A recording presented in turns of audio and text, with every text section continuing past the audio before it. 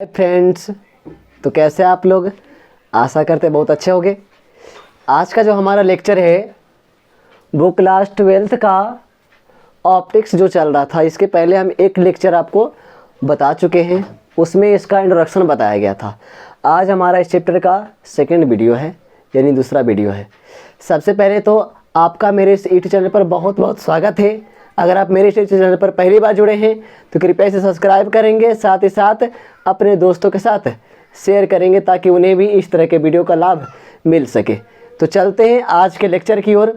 आज हमारा जो टॉपिक है प्रकाश का परावर्तन।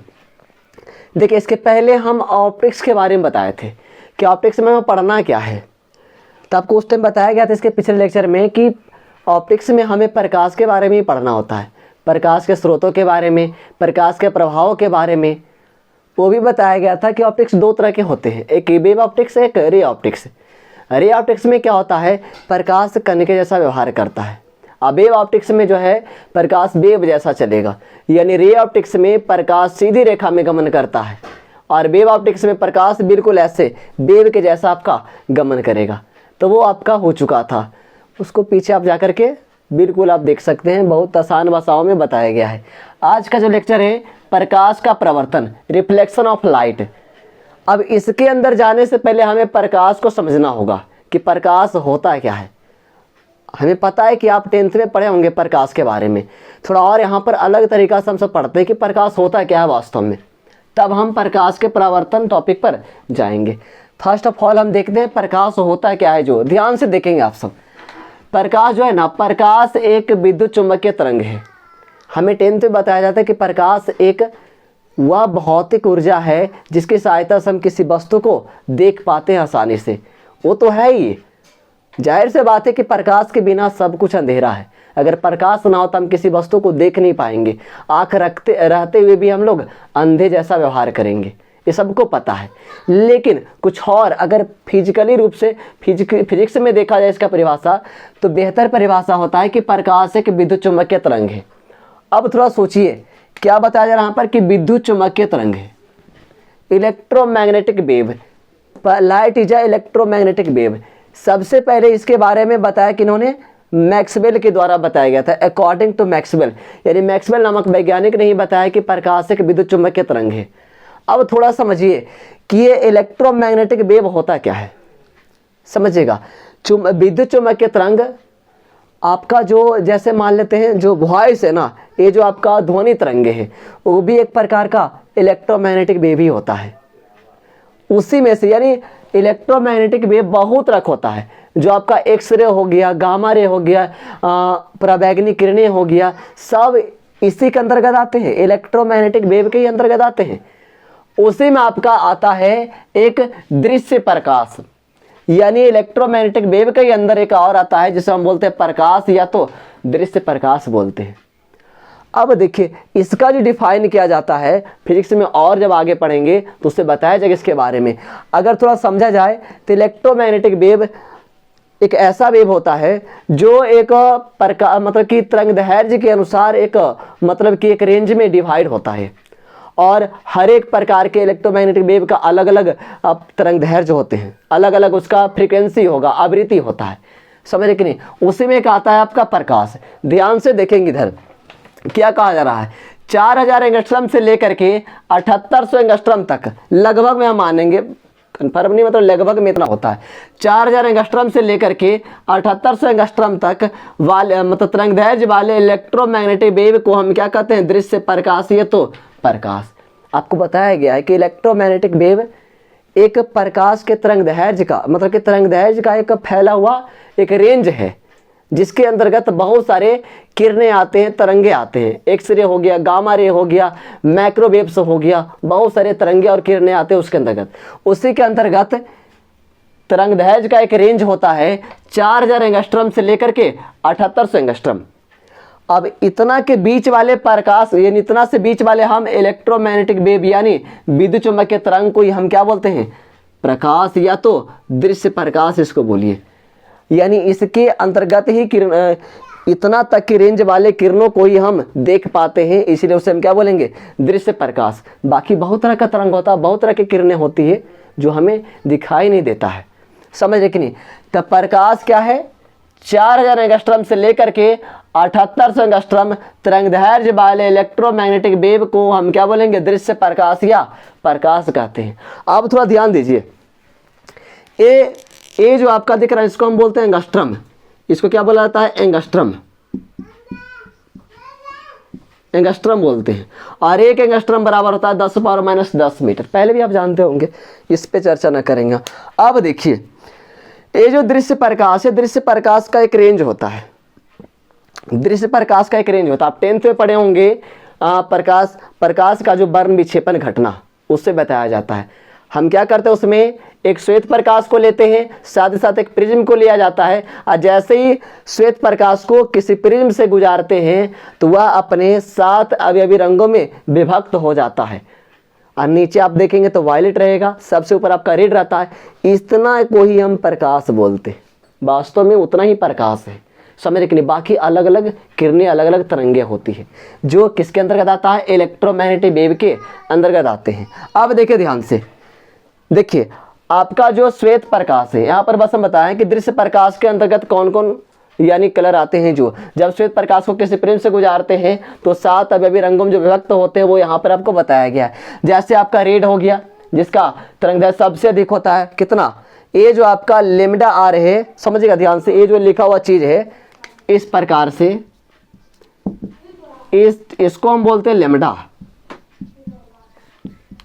ठीक है। और ये पूरा को हम कहेंगे, देखिए आर से रेड हुआ यानी लाल रंग का तरंगदैर्घ्य, ये तरंगदैर्घ्य को प्रदर्शित करता है। वास्तव में किसको बताता है, तरंगदैर्घ्य को। यानी अगर अपनी भाषा में बोला जाए तो इसको कहते हैं हम लाल रंग का तरंगदैर्घ्य, जो कि देखिए दिया हुआ है। लाल रंग का तरंगदैर्घ्य कितना होता है, 7800 एंगस्ट्रॉम। और बाकी देखिए सबसे नीचे क्या रहेगा, वायलेट, इसका मतलब हुआ कि बैगनी रंग का तरंगदैर्घ्य, जो कि कितना है, 4000 एंगस्ट्रॉम। अब बाकी इसी के बीच में सबका तरंगदैर्घ्य होते हैं, है ना, अपने अपने विचलन के अनुसार। अब देखिए, ये भी आप 10th में आपको बताया गया होगा कि जिस रंग का तरंगदैर्घ्य सबसे अधिक होता है उसका विचलन सबसे कम। आप देखेंगे प्रिज्म से जैसे ही 7 रंग में किरणें निकलती है तो सबसे ऊपर रेड रहेगा। अब सबसे ऊपर रेड है, इसका मतलब उसका विचलन कौन सबसे कम होगा। सबसे नीचे आप देखेंगे तो क्या रहेगा, बैगनी, जिसका विचलन कौन सबसे अधिक होता है। तो इतना ही, ये जो आपको दिख रहा है ना, रेड, ऑरेंज, येलो हो गए, ग्रीन, ब्लू, इंडिगो और वायलेट, ये सभी को हम बोलते हैं दृश्य प्रकाश। देखिए श्वेत प्रकाश बोलिए, इसी से तो ये सब निर्मित होते हैं।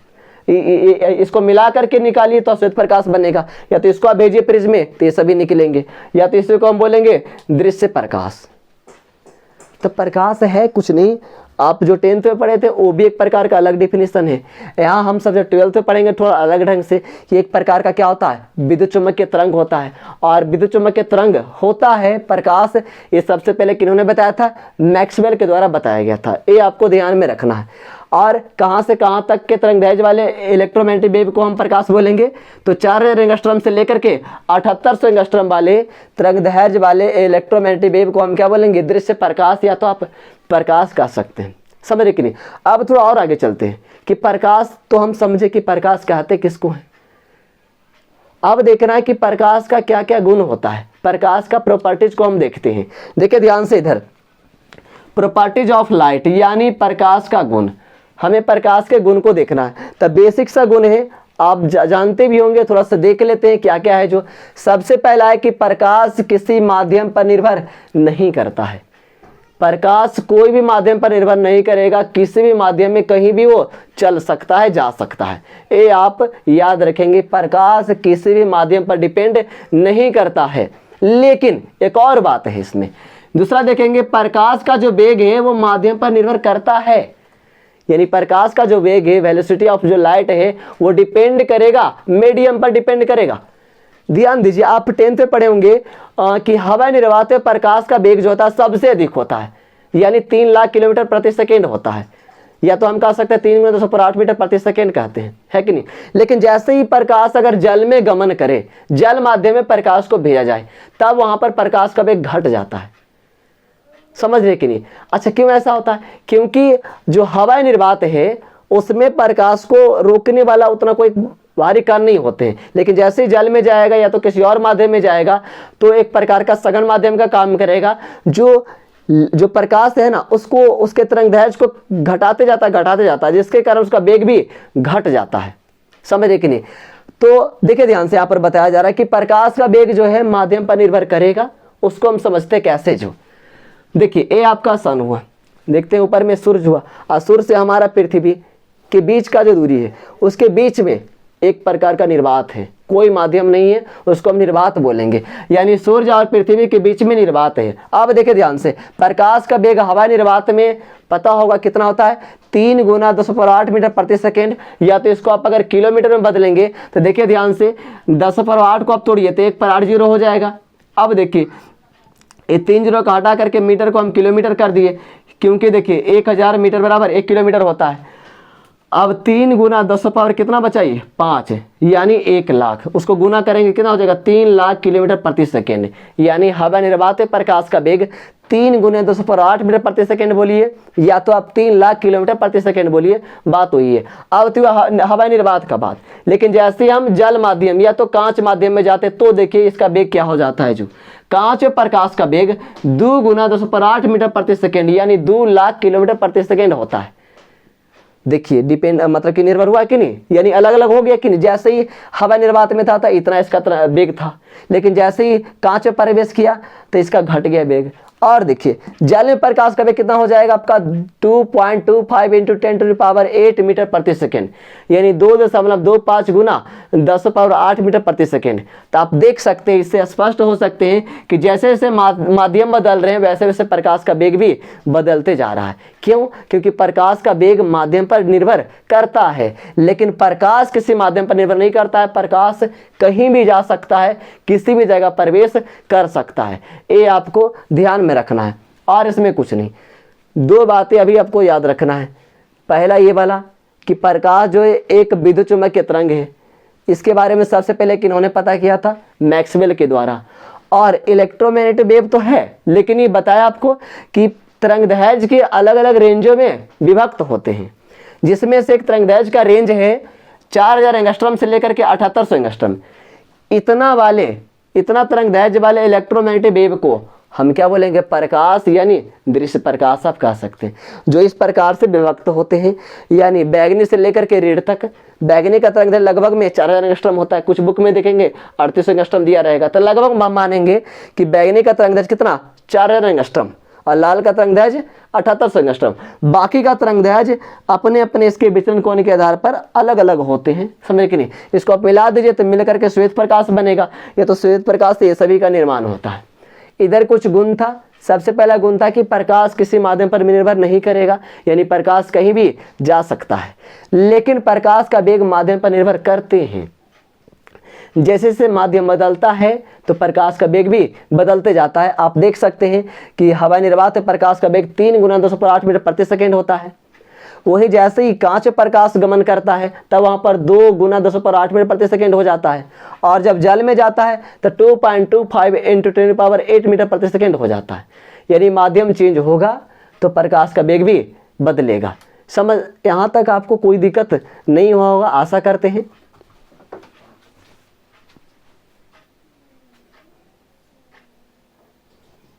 तो देखिए आगे चलते हैं। आगे जो है अब देखिए इधर आने की कोशिश करेंगे धीरे धीरे, यानी इस टॉपिक पर जाने का कोशिश करते हैं। अब एक जैसे क्वेश्चन है कि अगर मान लेते प्रकाश का जो किरण है किसी सतह पर टकराए, जैसे प्रकाश का किरण है कोई भी सतह पर टकराए तो कितना प्रकार की घटनाएं संभव है, यानी प्रकाश किरणों का क्या क्या हो सकता है। तो ध्यान देंगे आप, तो वहाँ पर 3 तरह के घटनाएं घटित होता है। कोई भी प्रकाश हो किसी सतह पर जब आपतित होता है तो वहाँ पर 3 प्रकार की घटनाएं संभव है। पहला क्या हो जाएगा कि प्रकाश गया, मान लेते यहाँ पर टकराया, टकराने के बाद अपने ही माध्यम में लौट आया। पहला ये घटना है जिसको हम सब परावर्तन कहते हैं। दूसरा क्या होगा कि मान लेते हैं प्रकाश यहाँ गया, जाने के बाद किसी दूसरे माध्यम में प्रवेश किया, और दूसरे माध्यम में प्रवेश करने से वो जो पथ है उसका वो अपने पथ से विचलित हो जाना, यानी जा रहा था सोजा लेकिन हो जाए टेढ़ा, तब वो एक घटना है। यानी एक माध्यम से दूसरे माध्यम में प्रकाश किरणों का जाने के बाद उन किरणों का अपने पथ से विचलित हो जाना, वो एक घटना है जिसको हम सब अपवर्तन बोलते हैं। एक और घटना घटती है, दो के बारे में तो हम सब जानते हैं, लेकिन एक और प्रकार का घटना घटती है जिसको हम बोलते हैं अवशोषण। देखिए आप सोचिए थोड़ा, अगर मान लेते किसी कोई किरण है प्रकाश का, वो किसी अपारदर्शक सतह पर टकराया, टकराने के बाद वो हमें, आपको पता है कि टकराने के बाद वहाँ से प्रकाश लौट करके हमारे आँख रेटिना पर पड़ता है, तब जाके हम उस वस्तु को देख पाते हैं, यानी उस सतह को आसानी से देख पाते हैं। लेकिन थोड़ा सोचिए, प्रकाश किरण जाए, मान लेते इस पर गया, जाने के बाद तुरंत लौट गया, लौट आए, तो ये पता है हमें उस कंडीशन में नहीं दिखाई देगा, क्योंकि प्रकाश वहाँ रुका ही नहीं, और ना रुका तो वहाँ तो प्रकाश रहेगा नहीं, और नहीं रहेगा तो हमें दिखाई देगा नहीं। तो देखिए वहाँ पर क्या होता है ना, प्रकाश किरण जैसे यहाँ पर पड़ता है किसी भी सतह पर, तो इस सतह का जो कण है, इसमें पाए जाने वाला जो कण है, उन प्रकाश किरणों को अवशोषण करते हैं, यानी अपने अंदर पहले लेते हैं। लेने के बाद उसके अंदर एनर्जी आता है, एनर्जी आने के बाद वो फिर प्रकाश को बाहर छोड़ते हैं, यानी कुछ समय के लिए, यानी न के बराबर समय के लिए वहाँ पर प्रकाश रुकता है, यानी वो एब्जॉर्ब करते हैं। हमें प्रतीत होता है कि वहाँ पर प्रकाश है, वो एब्जॉर्ब करते प्रकाश किरणों को, यानी अवशोषण करते कुछ मात्रा में, तब जाकर के वहाँ से प्रकाश की किरणों को भेजते हैं आगे, जो हमारे आगे रेटिना भाग पर पड़ता है। यानी हम समझ सकते हैं कि ये भी एक घटना घटित होता वहाँ पर, जिसको हम अवशोषण कहते हैं, यानी प्रकाश किरणों को अवशोषित कर लेना उस सतह के द्वारा। तो देखिए वही बात यहाँ पर लिखा हुआ है, कहा रहा है कि जब प्रकाश किसी सतह पर आपतित होता है, कोई भी सतह पर प्रकाश जब आपतित होता है, तो वहाँ जो है ना 3 प्रकार की घटनाएं संभव होता है, यानी 3 घटनाएं घटित हो सकता है। पहला जो आपका परावर्तन है, यानी प्रकाश किसी माध्यम में जाए, माध्यम में जाने के बाद उसी माध्यम में लौट आए। देखिए प्रकाश का अपने ही माध्यम में लौटाना, यानी टकराया, टकराने के बाद अपने ही माध्यम में लौटा है, किसी दूसरे माध्यम में प्रवेश नहीं किया, उसको हम क्या बोलते हैं, परावर्तन। अभी बस छोटा चीज़ है, इसी को तो हम डीपली आगे पढ़ेंगे, समझ रहे कि नहीं। और दूसरा घटना क्या है, मान लेते हैं प्रकाश की किरण एक माध्यम में है, किसी दूसरे माध्यम में चल गया, यानी हवा निर्वात में था, जल में प्रवेश किया, तो देखिए दूसरे माध्यम में जाकर अपने पथ से विचलित हो जाना। जल माध्यम में जाएगा तो अभिलंब की ओर मुड़ जाएगा, नहीं जा रहा था सोचा लेकिन हो जाएगा टेढ़ा, तो वही एक घटना घटेगा जिसको हम अपवर्तन कहेंगे। एक और घटना घटेगा, देखिए अवशोषण, यानी प्रकाश किरणों का अवशोषण होना। अगर ये घटना नहीं घटेगा ना, अवशोषण नहीं होगा प्रकाश किरणों का किसी सतह के द्वारा, तो हमें वो वस्तु या सतह नहीं दिखाई देगा, समझे कि नहीं। थोड़ा देर के लिए वहाँ पर प्रकाश का रुकना अनिवार्य है, क्योंकि उसके अंदर पाए जाने वाले कण उन किरणों को अवशोषण करते हैं, एनर्जी लेते हैं, तब जाकर वो आगे प्रकाश की किरणों को भेजते हैं। वो आपको आगे पढ़ना, जब मॉडर्न फिजिक्स में जाएंगे तो वहाँ पर आपको ये बताया जाएगा। अब देखिए, अब आपको पता चल रहा होगा कि आगे के लेक्चर में क्या बताया जाएगा। जो अब यही चीज़ों को लेकर के हम बढ़ेंगे। सबसे पहले परावर्तन, उसके बाद अपवर्तन, अवशोषण यहाँ पर नहीं है, अवशोषण बस थोड़ा चीज़ है, यानी इसके बाद जो लेक्चर होगा आपको उसमें प्रकाश का परावर्तन हम सब उसको डील करेंगे, यानी अब जाके यहाँ पर हम सब पहुँचेंगे, समझे कि नहीं।